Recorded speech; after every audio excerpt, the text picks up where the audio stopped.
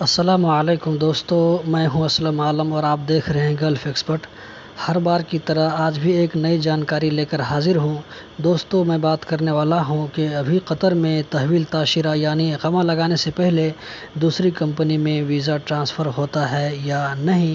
دوسری بات یہ کہ اگر ویزا ٹرانسفر ہو گیا تو دوبارہ میڈیکل یا فنگر کرنا پڑے گا یا نہیں، اسی بات کو آج کلیئر کرنے والا ہوں۔ مزید آگے بڑھنے سے پہلے اس ویڈیو کو لائک کرنے والوں کا ایڈوانس میں شکریہ ادا کرتا ہوں۔ اگر پہلی بار چینل پر آئے ہیں تو ہمارے ساتھ دوستی بنائے رکھنے کے لیے اس چینل کو سبسکرائب بھی کرتے جائیں۔ آپ میں سے کئی دوستوں نے کمنٹ میں بھی یہ سوال کیا تھا۔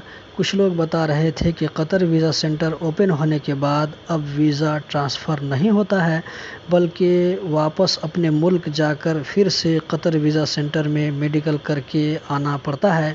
لیکن حقیقت یہ ہے کہ ویزا ابھی بھی ٹرانسفر ہوتا ہے، کسی طرح کی کوئی پریشانی نہیں ہوتی ہے۔ بس پرانی کمپنی کی طرف سے ٹرانسفر ہونے کی NOC چاہیے، بنا NOC کے نہیں ہوگا۔ ٹرانسفر ہو جانے کے بعد دوبارہ میڈیکل کرنے کی ضرورت نہیں ہے اور نہ ہی دوبارہ فنگر کرنا پڑتا ہے اگر آپ کا میڈیکل اور فنگر اپنے ملک میں قطر ویزا سینٹر کے ذریعے ہو گیا ہے تو۔ دوستو، یہ بات میں دیکھ کر بتا رہا ہوں۔ پرسوں ایک آدمی کا ویزا چیک کر چکا ہوں جس کا تحویل تاشرہ ہوا تھا، میڈیکل اور فنگر دونوں اوکے تھا۔ آگے کی کارروائی ایگریمنٹ بنا کر اقامہ بنانے کا تھا۔ ویزا چینج ہونے کی فیس 300 ریال اور ایگریمنٹ کی فیس 60 ریال، یہ سرکاری فیس ہے۔ جانکاری کیسی لگی دوستو، کمنٹ میں ضرور بتائیں۔ آپ لوگوں کے قیمتی وقت کا بہت بہت شکریہ۔